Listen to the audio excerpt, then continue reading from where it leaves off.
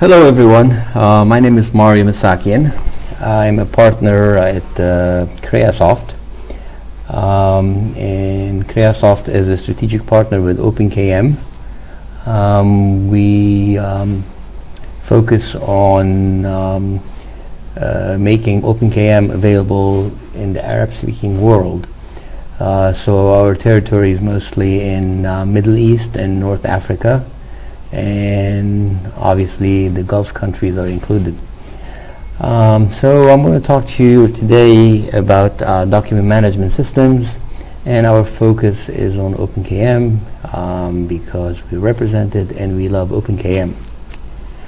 Unfortunately, I was asked earlier if I can do this talk in Arabic. Unfortunately, we have some people in the audience that do not understand Arabic, even though they live in Arab countries. So I cannot do this talk in Arabic, but what I'm going to do, we are recording this session, and what we'll do is we will present this webinar with subtitles in Arabic, so that anybody who would like to go back through it can read through the subtitles. And in the future, I promise you, we'll convert this whole presentation in Arabic, and I'll do an Arabic version. At least we were able to create some Arabic demo material, so you can see how OpenKM works in Arabic. Okay, so this talk will be, I'll have a series of slides prepared to guide me through the talk. So first I'll talk about document management in general, and then I'll talk about the problems, how things are done, and I'll talk about OpenKM and how it addresses document management issues. And finally, I'll have a demo at the end with actual OpenKM running to show you the concepts that I want to cover during this talk. Okay, so if you have any questions, please type them in the chat box. I have them in front of me, and I see some of you are already greeting each other. So let me know if you have any questions, and I'll answer them as I go. And if you have any questions at the end, obviously we'll have depending on how much time we have, we'll see how we will answer all your questions. But even if we can't answer them today, we can set up another session, or you can send us emails. We're always available to help. All right, so let's get going. So first of all, what problem are we dealing with? What is the problem? Okay, the picture tells us we see a lot of documents. Okay, so the problem is we deal with too many documents. But actually, this is only part of the problem. Why? This is only showing us paper documents. Obviously, there's another part to it, and the other part is electronic documents. So we deal on a daily basis with a lot of electronic documents on our computers, and I hope your desktop does not look like what you're seeing. Okay, so how do companies try to deal with these paper and electronic problems? What they do, they take these paper documents and they scan them and add them to their existing computer. And okay, so basically they scan and add them to their computers. So what happens when they do that? Well, they end up with something like this, which is an even bigger problem than before. Okay, actually not many people put their files on a desktop like this. Most people will actually go through their computers, design some kind of a folder system. So this is what a layout looks like, a hierarchical organization of the files that we have, electronic files, into folders.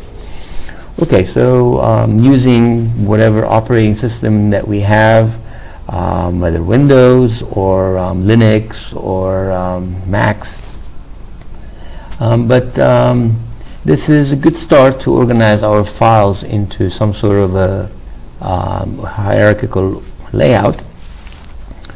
But this organization has some weaknesses, and we cannot, this layout, hierarchical layout, cannot address the needs of all users, whether they're storing or retrieving. So it might work in some situations, but most files are not related in a hierarchical manner. So a lot of files we have are related to many other files, and a hierarchical model does not represent such a situation very well. Okay, so what do companies end up doing? On top of the file system that they create and the files they put in, they create an Excel file that takes the names and the folders and adds some additional information so that they can locate the files later on, or so that they link files to each other.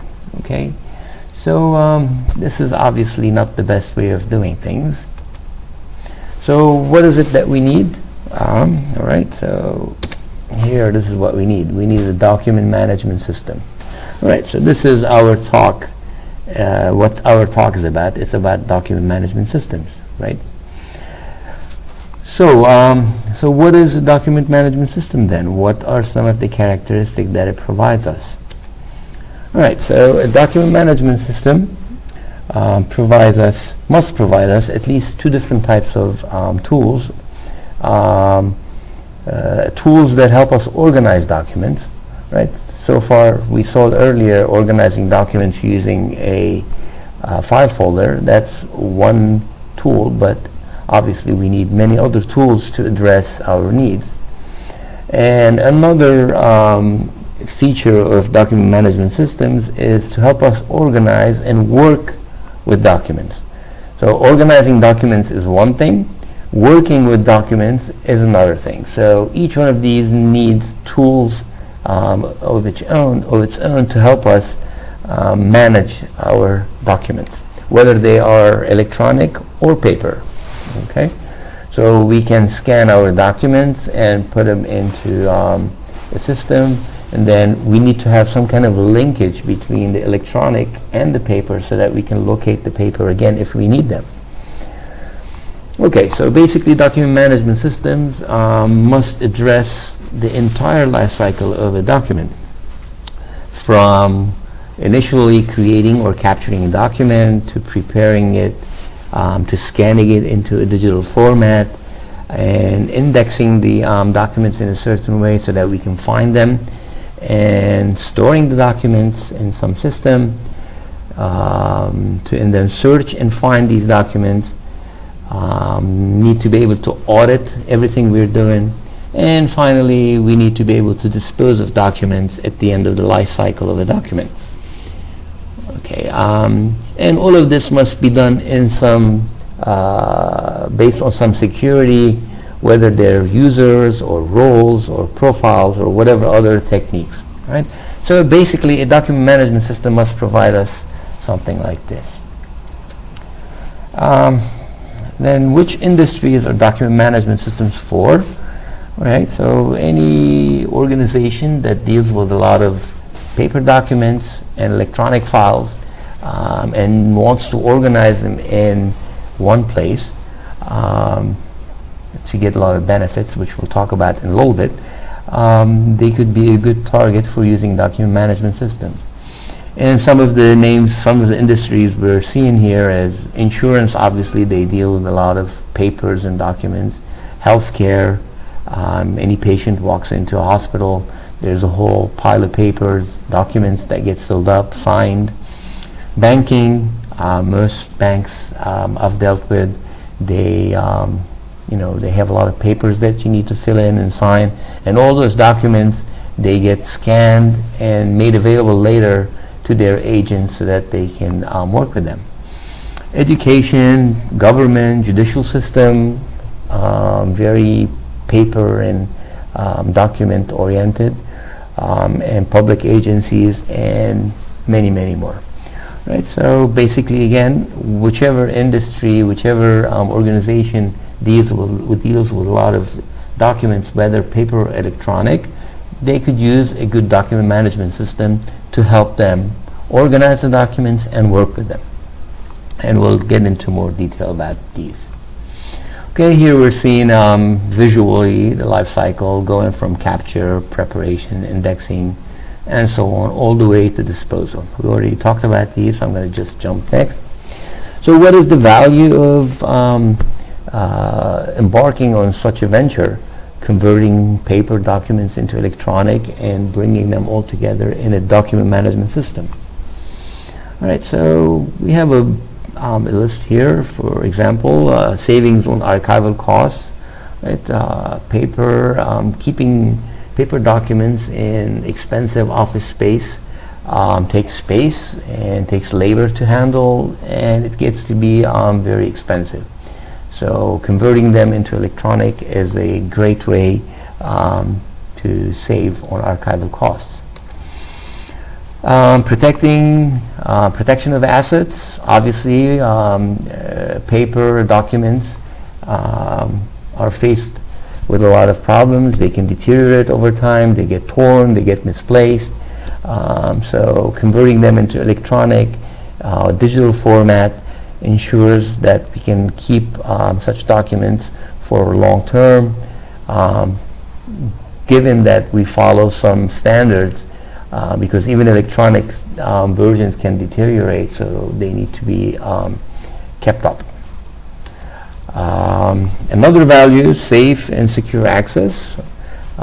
So within the document management system, we can control who can access documents based on the user credentials, the permissions they have, folders access or file access. Another value is efficient control of distribution.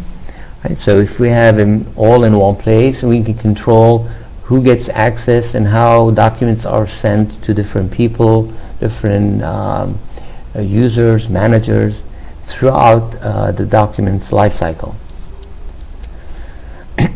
Another one is speedy retrieval. So if we organize our documents well, we can get a document within a few clicks, as opposed to if we need the paper version, we have to send someone down into our archives department. They have to locate the document, and that could be very time intensive and costly. Quality assurance. Okay, so we can easily track documents as far as who sees them and who works with them. And in a document management system, everything is can be automatically logged and can be audited later anytime we want. It's not easy to do the same with paper documents. And if you have a document management system, we can integrate it with other systems that we have, like our enterprise resource planning system, or our customer system, or our supply chain. Whatever systems we have, we can easily integrate images of our documents, and our users can, while they're working, they can pull up whatever document they need right away. If a client needs a document, they can email it. So it makes life a lot easier. And it finally translates into savings, and who says savings says more profit. Okay. Finally, using some standard-based documents format like PDF that everybody can view, and we can communicate documents with everybody. Okay, so these are some of the values. There's some more, but let's stop here. Let's jump to, all right, so far we talked about document management systems in general. Now I want to talk a little bit about OpenKM. Right? As we said earlier, we are a strategic partner, and here at Creasoft we love OpenKM for many reasons. We love it for its internal technical features, and I'm not going to talk about that, but I'm going to talk about the system itself. Right, so OpenKM is a multi-language. We have many languages already. We are mostly focused on the Arabic language, but we also work with other languages like North Africa. Companies deal with a lot of French, so they can have their system in Arabic and in French. And Gulf region countries, they use English a lot. So OpenKM can jump back and forth between any language depending on the user with just a click of a button. And we'll see that when I show you a demo. OpenKM is low priced, and a lot of organizations we talk to, they're initially surprised at the price. And there's a good reason for that, because OpenKM was developed and financed by the Spanish government over a decade ago. So there was no initial big investment on investors, and they're not trying to recoup their investment. So that's why we can afford to provide OpenKM low price. Okay, a low price does not mean it lacks in features and functionality. So it is packed with functionality, and it has features that we can compare with any product out there and outdo them. And I'm not just saying it in talk, we can show that to whoever is interested. So, okay, so OpenKM is highly scalable. We have instances where tens of thousands of users are using OpenKM at the same time. Some cases are even in the hundreds of thousands of users. So we have very good track history as far as scalability. And another thing is we can set it up in a fault tolerant way. It means it's almost guaranteed to be up all the time. So it's not mentioned up here. It's extensible, so we can extend. It's designed in a way that we can add features if we desire, some features that OpenKM does not have. So it's designed in a way that we can create what we call plugins, and then you can add plugins and you can extend OpenKM's features to make it specific to whatever each and every one of you needs. Okay, it's easily integratable software. Easily integratable. It's a modern Java-based system, which can be in everything. Okay, I'm going to get into a little technical for the technical among you. It's REST-based web services, so it can be integrated with any system that can make calls to it, and OpenKM make calls to any other system through whatever, to start with web services, or it could be any other level. So there are different ways to integrate, but web services being the easiest. So OpenKM covers many different categories: document management systems, record management systems, enterprise content management. The differences between these document management systems are typically about systems that help us with the creation of a document. Let's say we have a group of people working on a document, and the document goes back and forth. They're collaborating on a document. So these are the features that are provided by a document management system. Records management system, on the other hand, deals with records of the company. Suppose a document that we're working with becomes final, and it gets distributed and versioned, say this is, so it becomes a record, so we cannot change it anymore. So records management have different needs, like how long do we need to keep them, and when do we need to dispose of the documents. And these are features provided by OpenKM to help us manage the disposal of documents, which is the last step of the life cycle. And enterprise content management, that takes it one step further, and here we're not dealing strictly with just Word documents or Excel documents, but we are into more multimedia, audio. So any organizations that deal with their website They have a lot of assets. So enterprise content management is pretty much the superset of all these that includes all the other types. Okay, so this is a general talk about OpenKM itself. Some general numbers, these numbers have changed recently, but it's okay. Even with these numbers, I mean, they increased, but even these numbers, they're from some time ago. So there are over 25,000 installations worldwide, so it's very widely used. It's translated into many languages, and we're mostly, as I said, the contributors to the Arabic version. And there are a lot more than 30 partners now, but when these slides were created, we were 30 partners. So we are present pretty much everywhere around the world, on every continent. Okay, so OpenKM provides us, as I said earlier, in the document management system, we need two different types of tools. Tools that help us organize documents, and tools that help us work with documents, right? And OpenKM gives us these, and we'll get into more details into these. And finally, what the side products of this is that when we implement a document management system like OpenKM, we end up with like a mini Google that is internal to our company. Just like in Google, we go type a few words and then click enter, and it will give us a series of documents, and it even gives us suggestions. So OpenKM acts like a mini Google within the company, and once people get used to it, it's hard to give it up. Okay, so I'm going to show you a demo. So basically, I'm going to get into details about these two types of tools that I talked about. So organizational tools.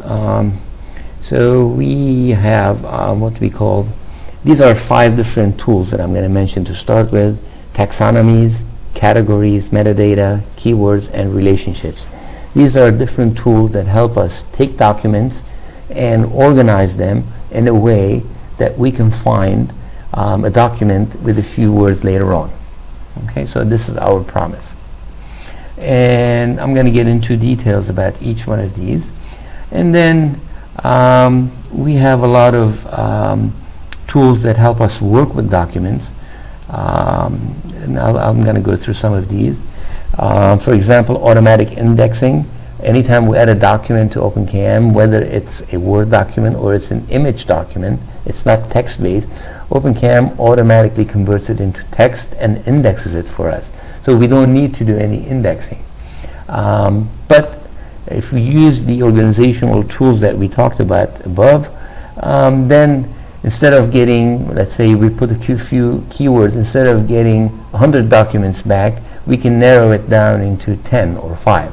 Right, so automatic indexing is good to start with, but we need to use other organizational tools to help us find documents quicker. All right, there are other things like version control. So if I have a document and I add the same document, make changes, it will keep the old version and save the new version, and then I can compare between versions.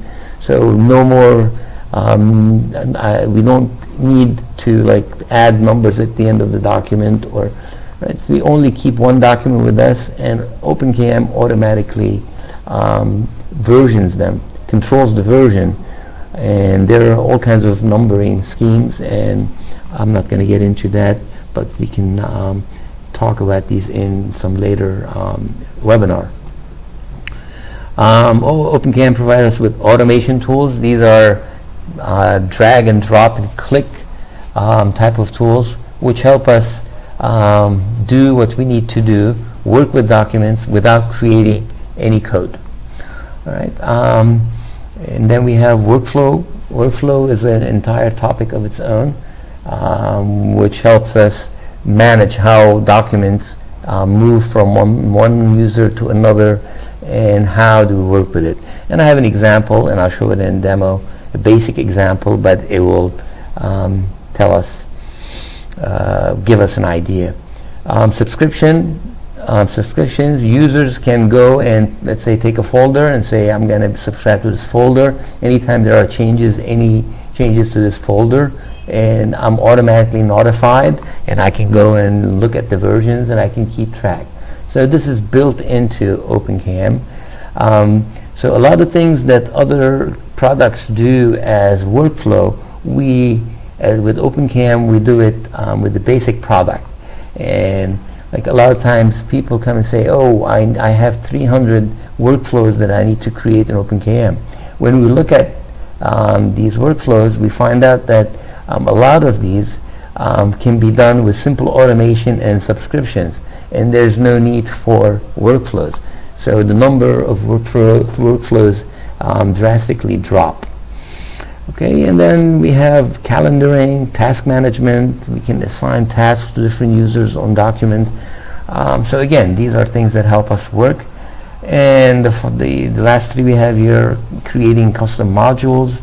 You have the option to do those, writing scripts, quick and dirty scripts to get something out of the system or update some things in the system, and integration. Okay, so at this point I'm going to stop talking and I'm going to jump into OpenKM. I'm going to bring up OpenKM. Let's see, where is it? This is OpenKM. And I'm going to talk a little bit about what we already covered.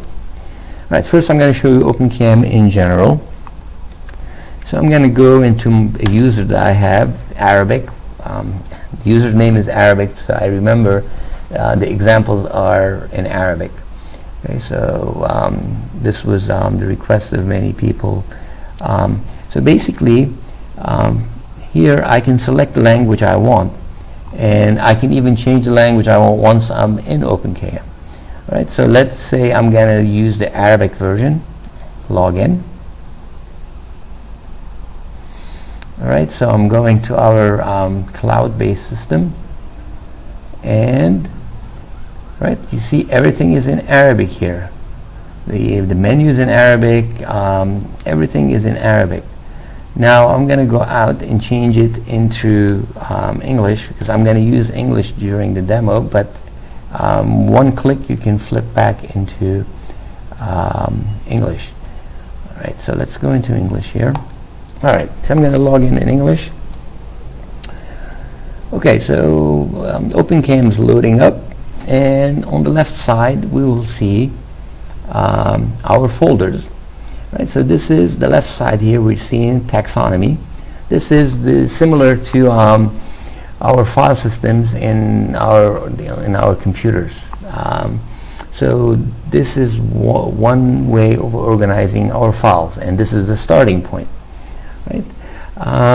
So let's talk a little bit about OpenKM in general. So we have a series of menus here, and we're seeing a very reduced set because Arabic is not a privileged user. So this user is only seeing the Arabic documents because I'm going to use them in my demo. So what I'm going to do is go into a more powerful user like an admin to see, so that you can see a fuller view. All right, so let's use admin.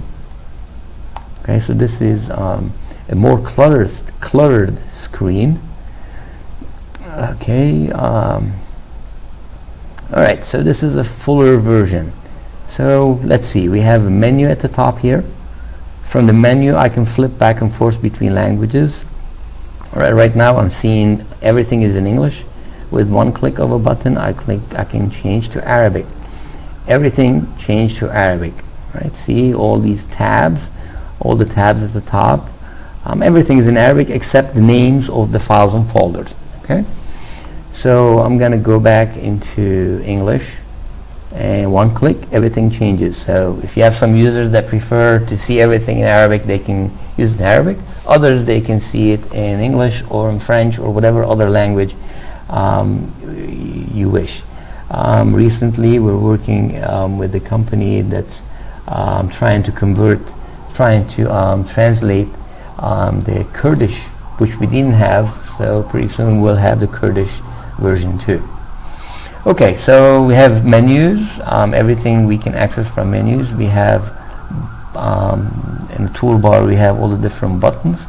Here it's given us at the top right all the different views that we have. I'm looking at my desktop right now. We have a search area, we have a dashboard that has a whole pile of tools. Administrator, since I'm an administrator, I'm seeing it. If you notice, when I go back to the other reduced user, we will not have this button here. And stamp is a tool that helps me electronically stamp documents with whatever message or image I like. Okay, so we have a taxonomy here. Right, so I'm just going to go over general layout. All right, so we have documents here, and we have folders. And within this folder, notice I'm seeing here the same folder that the other user was seeing, but the difference is that I'm seeing many more. So when I'm done showing you the overall layout here, I'm going to go back as the user with reduced privileges. All right, so so we have folders, and we have this is our list of clients and the names of each client.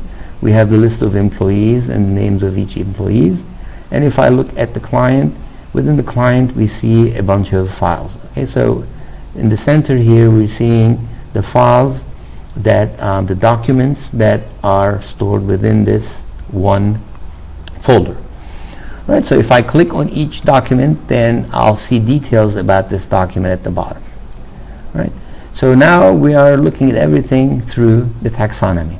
Right, so let me bring back up the taxonomy, our slide. So taxonomy is the first part.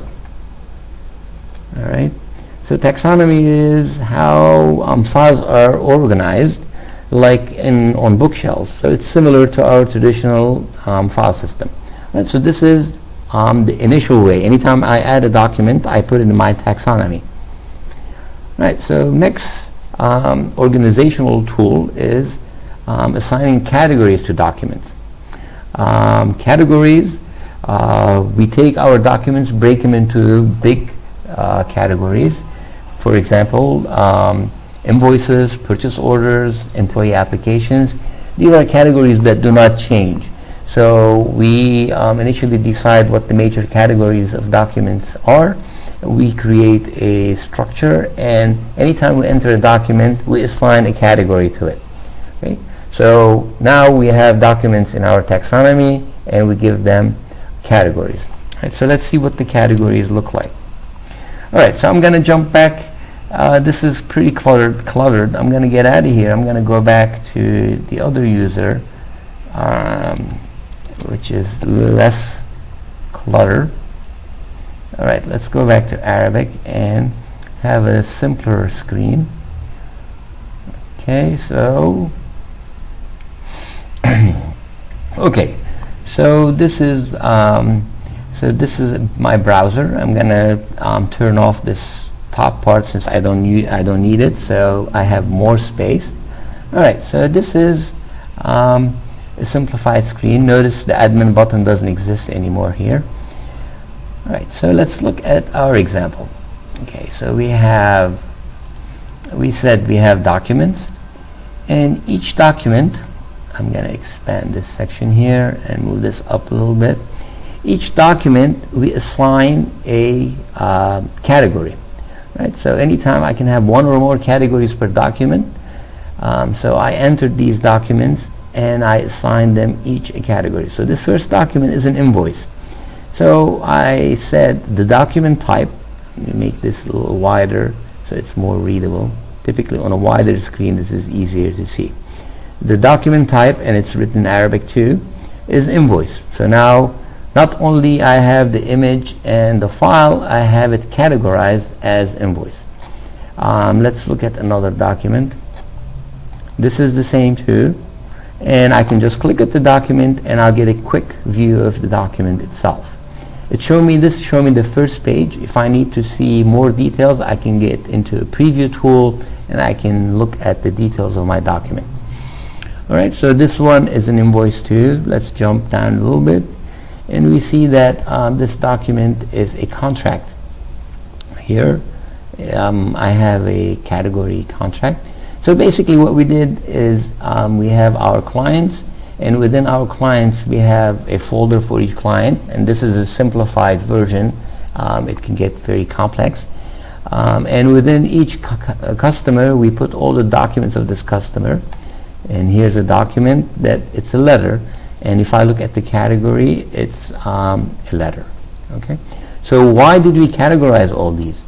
Okay, so right now I'm looking at the way they're organized by client, and suppose I'm not interested at looking at my documents by client, but rather I prefer to look at them through by category, right? So once I do this, categories, so now I have another tab at the bottom here.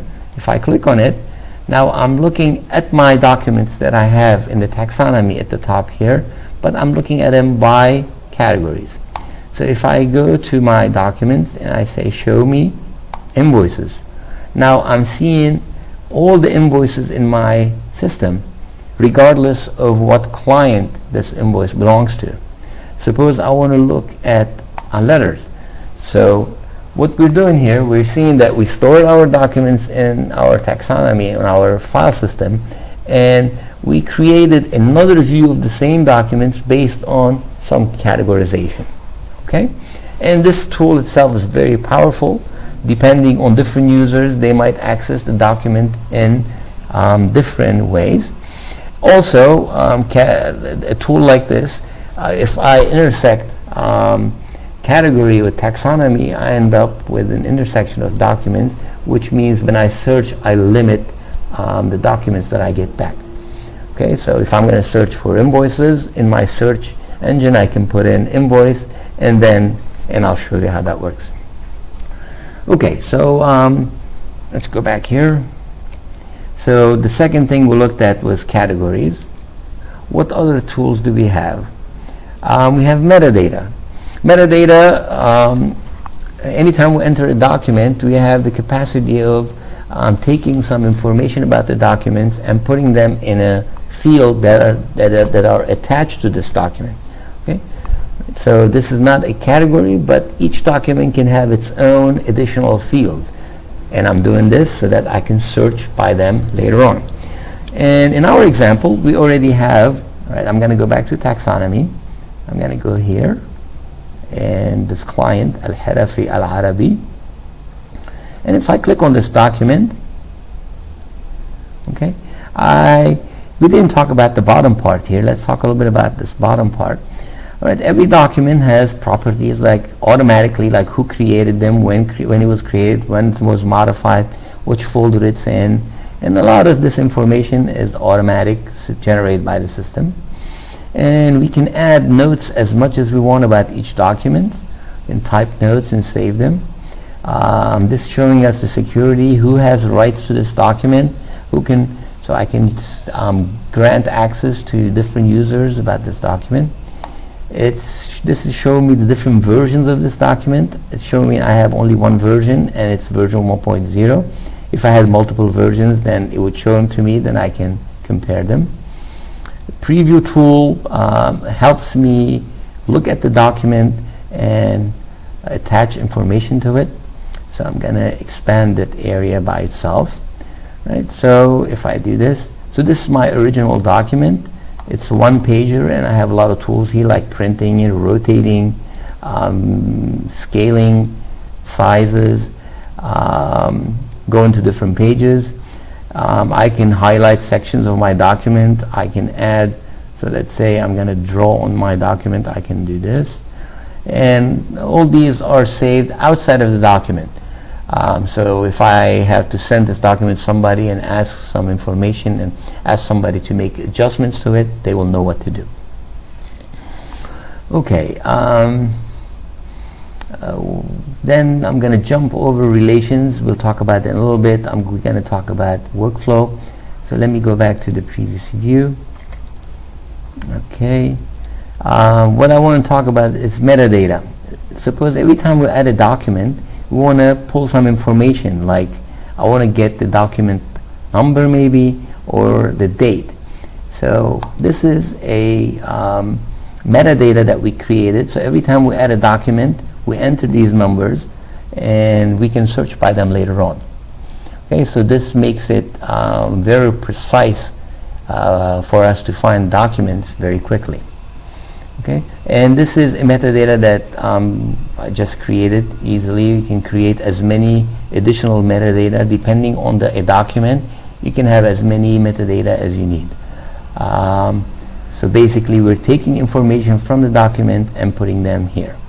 And we don't have to do this manually. We could do it automatically. If we scan a document, we can tell OpenKM to, for example, look at the document in this area. For example, say, look at this area of the document, take this number and store it in the metadata. And then scan this part of the document, and this comes as part of OpenKM also. Right? So these can be loaded automatically. Right? So this is metadata again. And let's go back. So we said metadata, depending on the document, we can provide additional fields where data from the document can be stored. All right, so we can later organize our documents, and we can access documents just like we did with categories. So far we have 3: taxonomies, categories, metadata. Next, we have keywords. Keywords, so it's another layer of adding information on our documents, and this is more ad hoc, meaning users can add whatever they want so that they can later search and find their documents. All right? So let's go back and let's look at this. For example, let's say I added this document.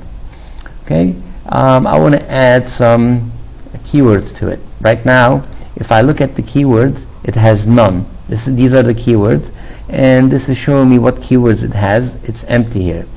Right, so I have different ways of doing this. I can add keywords from here, or I can just go in here and say hello. Let's call it test. Right, so and I hit enter. Notice what it does. It took this and attached the text, this keyword, to my document. Let's say yellow is another tag that I want to add to it. So I can add as many tags as I want, and they are over here. Okay, so what this helps us is helps us find documents. All right, so far we didn't talk about finding documents. So far we saw that we already have documents. So I'm going to do some searches now. All right, so let's try this. Let's say I want to search for test.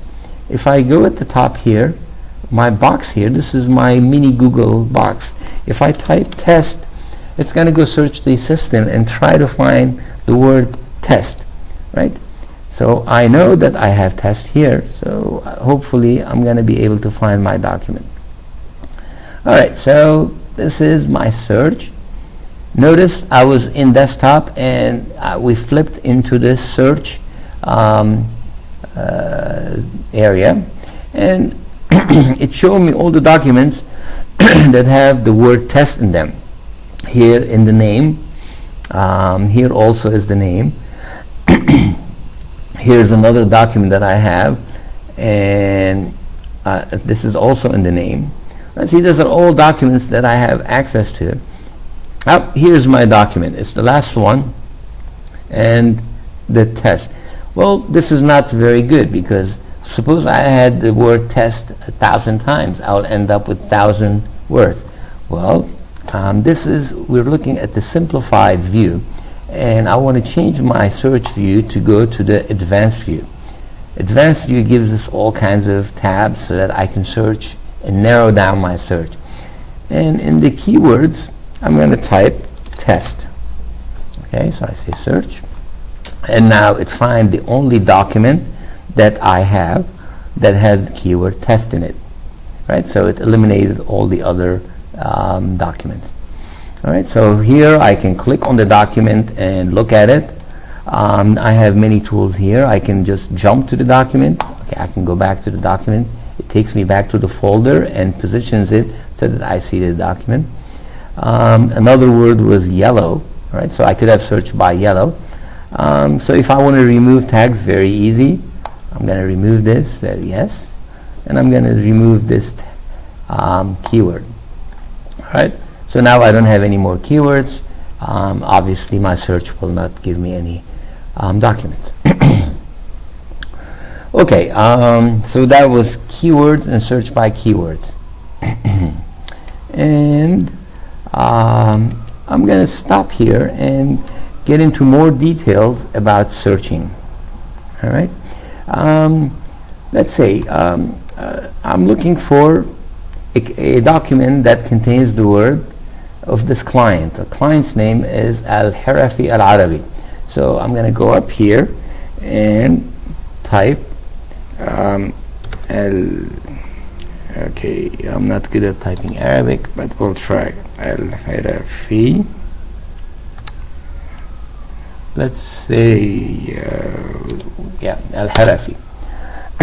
All right, so here we see that we found the folder and we found all these documents that have the word Al-Harafi in it.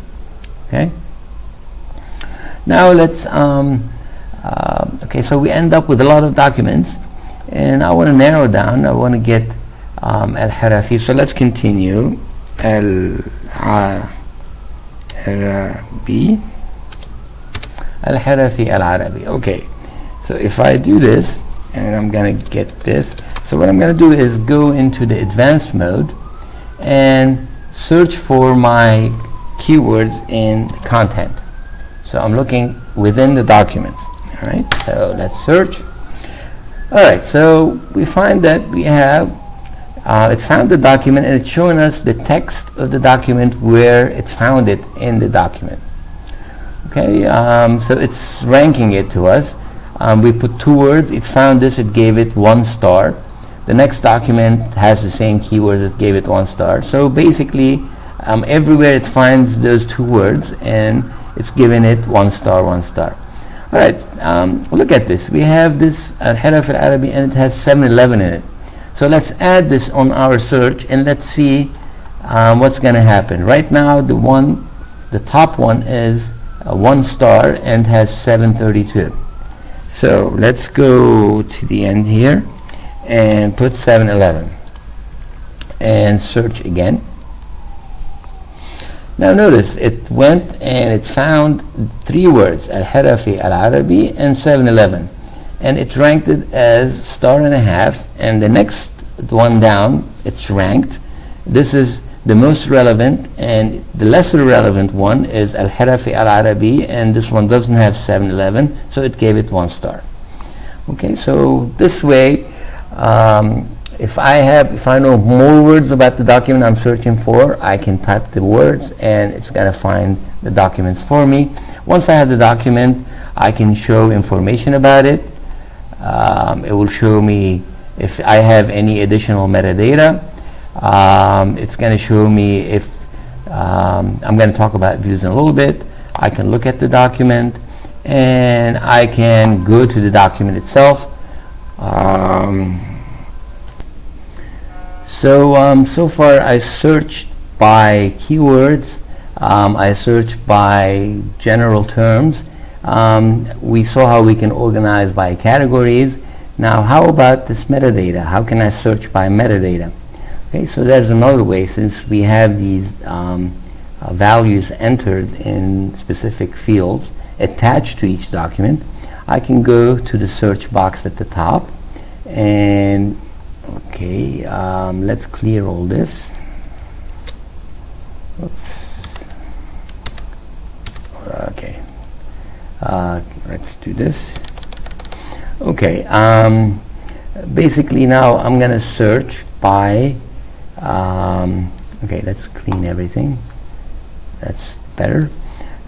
We saw that we can search by keywords. That's what I did. We can search by words in the content. We can search in the name.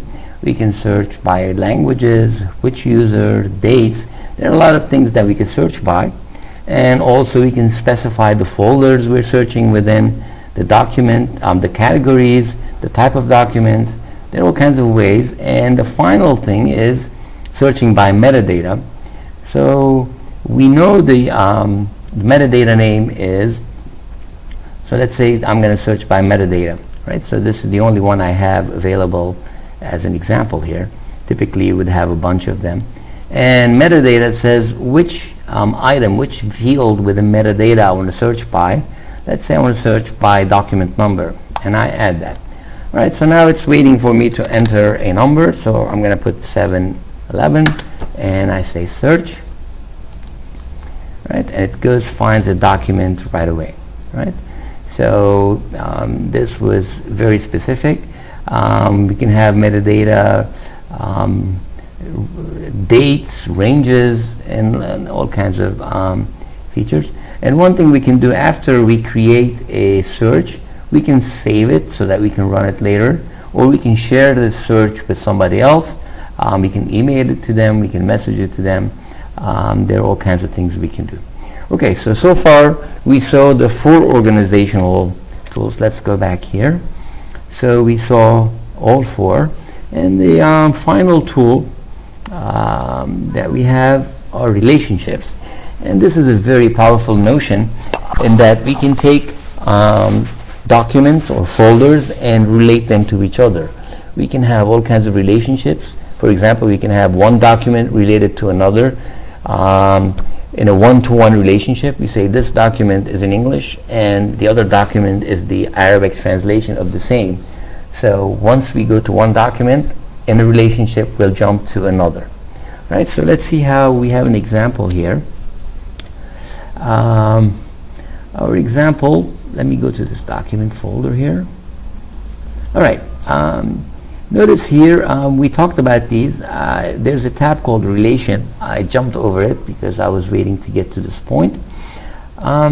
These documents have little staples next to them. When we have staples, it means this document has relationships. It's related to some other item in our database, in our document management system. So if I go to the relations, we see that there's a relationship between this document and a folder called Ahmad Abdel Hadi. So this is an employee. I can click on it and notice here in the taxonomy where I'm going to jump. Right, so from the document I jump to the folder that this document is related to. Right, so this is an employees folder. I can have all kinds of documents in here, but I don't have anything. So I'm going to go back.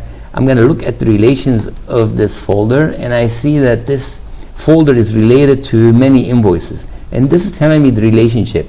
These are this employees invoices. So I can click on it. It's going to take me to the actual invoice. And from the invoice, I can jump back to the folder. And this way, I can link any document to any other document, chain them and whatever. So this is like, in a way, we're stapling documents together, but not physically, obviously. This is more of a logical stapling in that we can relate documents to each other, and then once we get to one document, we can jump to another. All right, so let's go back here and see some other types of relationships that we have. So I'm going to jump back. All right, so let's look at, okay, this has a relationship too. And this one is related to another. So this is the contract of this employee. Obviously, this employee exists in my list of employees. Okay, in this example, I'm showing a folder related to a document. I can relate anything to anything.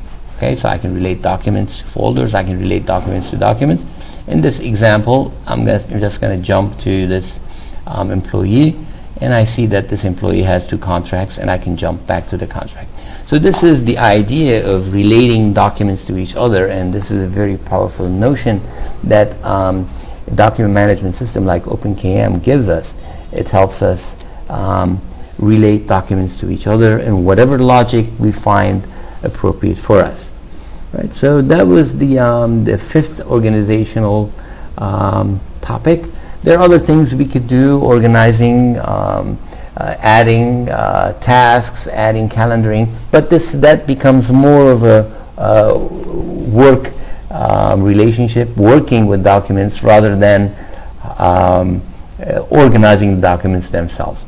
Right, so these are the 5 ones, the main ones. With these, we are capable of taking any situation and organizing the documents in a taxonomy, breaking them down into categories, assigning each document specific metadata and keywords, and linking the documents to each other. And once we have this, this is what we were saying earlier, that we have a mini Google. Once I have this and I go to my search screen, I can go search screen, I can find documents in all different ways. And the goal is to end up with few documents. If I put a search, like when I go to Google and type few keywords, I end up with 2 million documents. That's useless. Our goal is with a few keywords to end up with, let's say, 5, 10 documents. If we end up with hundreds, we haven't done our job right. Then we need to rethink our organizational tools so that we help our users find their documents pretty quick. Okay, so these were the general organizational tools. Now, so far we saw examples of documents that already exist. Now, if I want to add some documents, so this is, let me bring the slides up again. Let's see, where's that? Okay.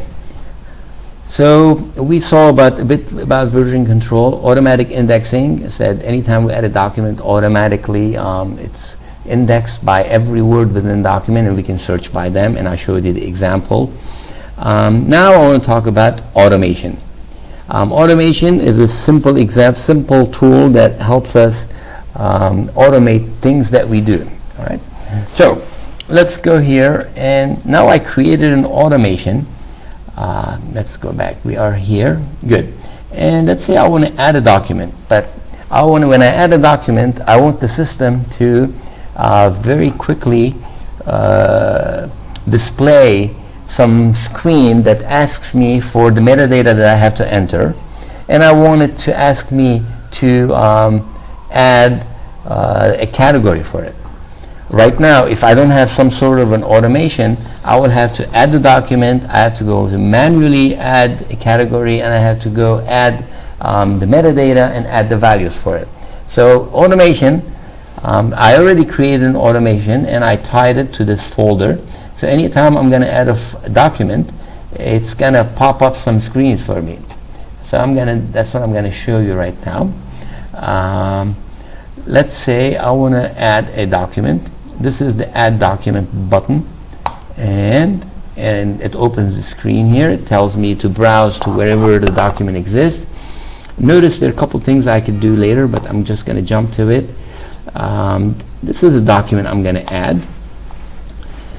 If this was a zip document that has hundreds of documents in them, I could say import and unzip. So it will bring the zip file and all the documents will be placed in my folder.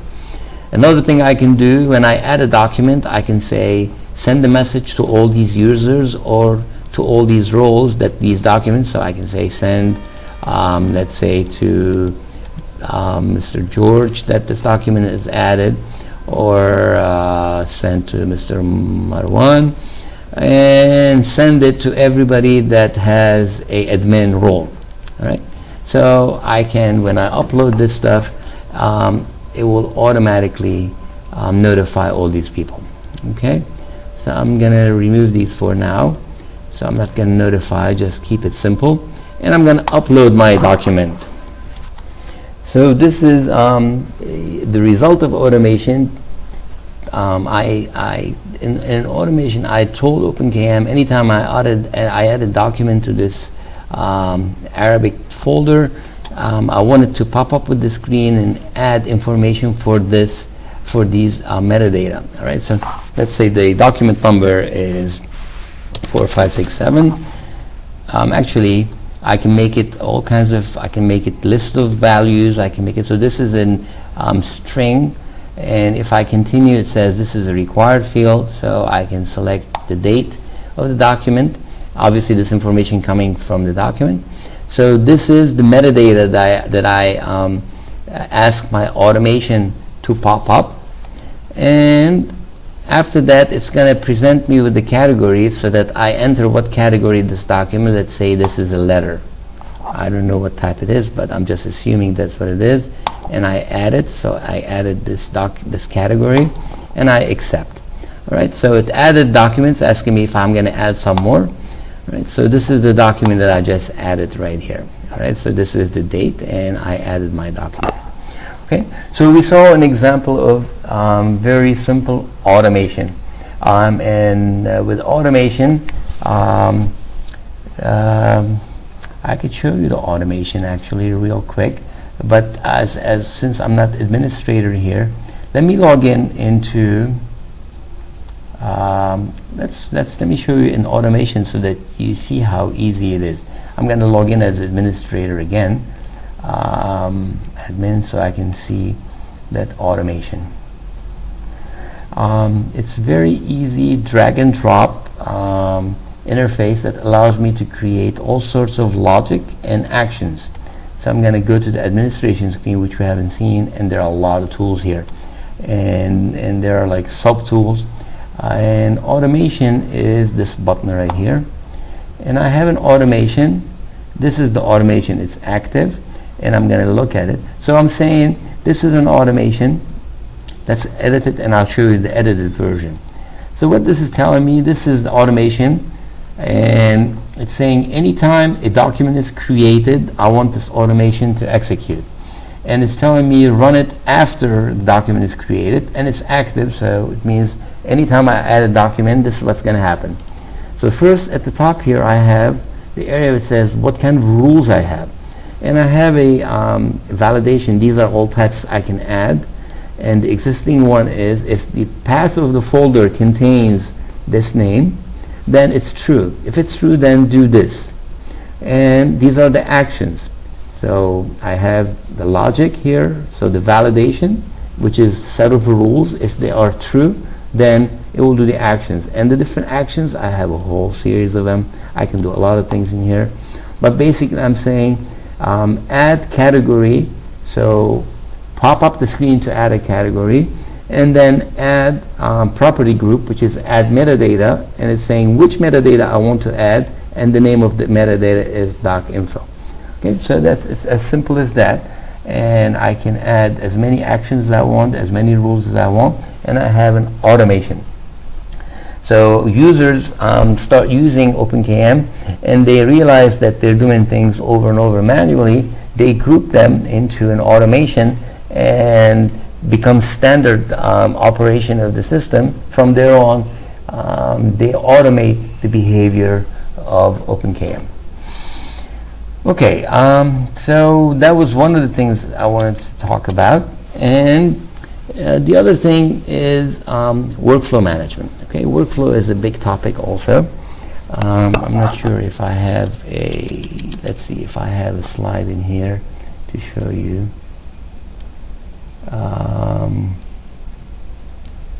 Okay, yes, I have okay, so let's jump to that slide. All right, so this is basically a complex workflow. It's basically telling us we start at the top here and we do all these steps going. So this is a complex one, as I said, and I'm going to show you a simple example. All right, suppose we entered a document. All right, let's go back to, all right, I'm logged in as admin. I'm going to log back out of here and log back as my prior user, Arabic. Okay, so suppose when I add an invoice, I want it to go to my to a supervisor, to a manager who's going to look at the document and either approve or deny payment of the document. All right, so let's say I have this document. Here I have a button called workflows, and it shows me all the workflows that are related to this document. And as I see, I have no workflows right now. So what I'm going to do, I'm going to create a simple workflow, and that's the only workflow that I have available for this user, and it's called purchase. Right, so basically what I have, I would create another automation. Anytime an invoice is added to this folder, the workflow will run automatically. But I'm showing it to you manually now because it's not created with an automation. And I'm going to say start. So as soon as I started the workflow, it's asking me some information that's going to be part of the workflow for this single document. Right, so I have a rule in my workflow, and I'll show you the model real quick. It says if it's more than $500, I'm going to have to send this document, this workflow and the document to a manager for his approval. If it's below 500, then automatically approve it. So what I'm going to do is put 600 so that I'll show you the steps, how it's going to go to the next person. Buying, let's say, buying a computer. Please review and let me know your decision. Okay, so this is the message I'm sending to the person who's going to either approve or, okay, this could be my manager, it could be the purchasing department, whichever. Right? So I started a workflow on this document. Right now there's nothing right now. So I'm going to click the refresh button and it will show me this workflow. It says when it started. Okay, so now I can get some details about the workflow. So I'm going to make this section bigger so I can look at details. So let's go here and expand. This is called the property section. So I expanded the property section and I'm going to look at our workflow. And this is the image of our workflow. We start, and when I started the workflow, there was a decision made. It looked at the price that I entered. If it was greater than 500, it goes this route. And right now it's waiting for my manager to log in and to approve. If I had put in amount less than 500, it would have gone to this approved state and it would have automatically ended it. Okay? All right, so now the workflow it started already. It's waiting for my manager to log in.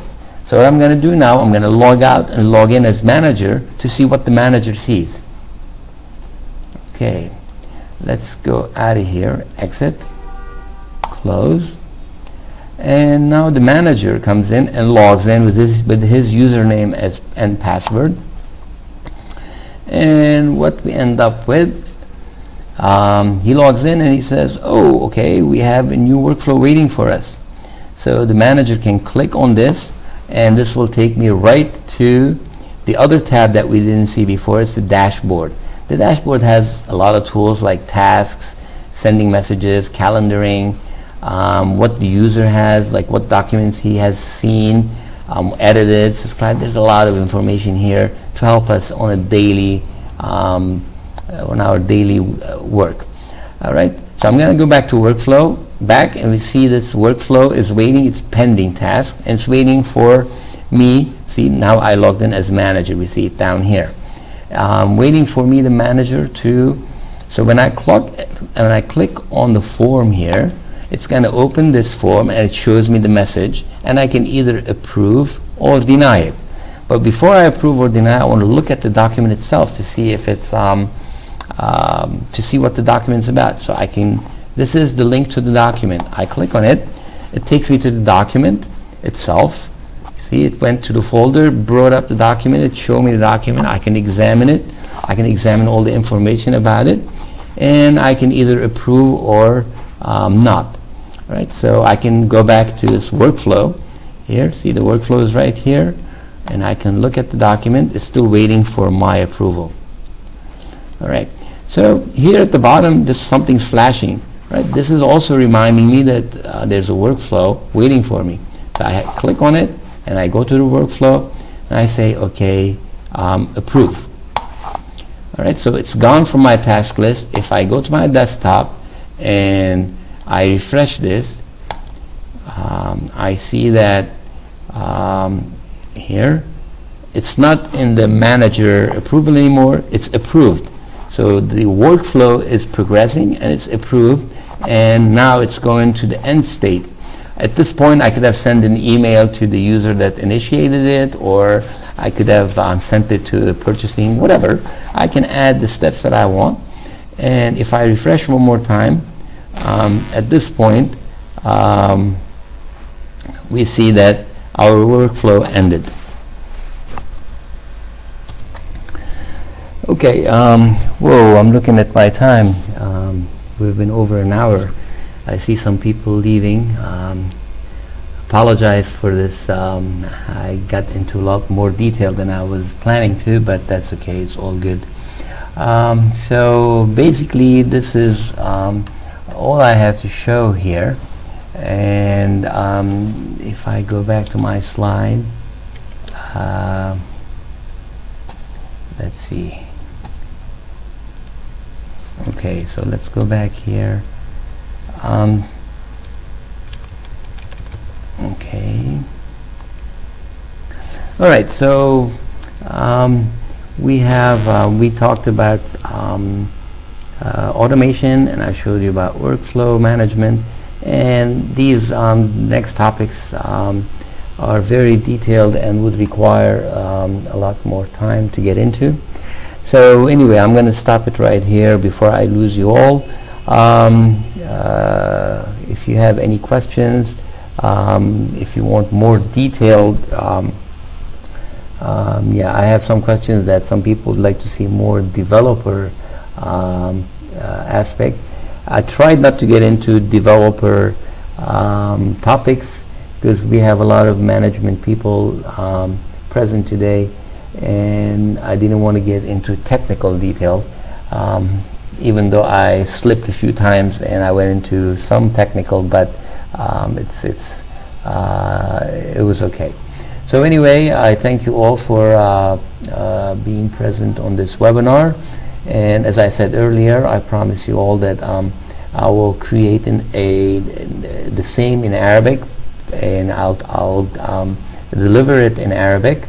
But right now, what I'm going to do is we'll create subtitles for this version, and we'll have Arabic subtitles, so you can all go through it again and come up with additional questions, and I'll be glad to have another session to answer some of your questions. Okay, so thank you very much again, and we'll stay in touch. Let me go back. I'm sure you all have our information here, but let's go back to the top just in case. I'm going to leave this at the end for a couple seconds. If you can use any of these emails, or this OpenKM ME is the Arabic website we're developing. We're going to put a lot of resources on it, but it's our initial point of contact in all Arabic. And if you want any general information in general, you can contact us through our company, which is Creasoft, with the emails. Okay, again, thank you for attending, and we'll stay in touch.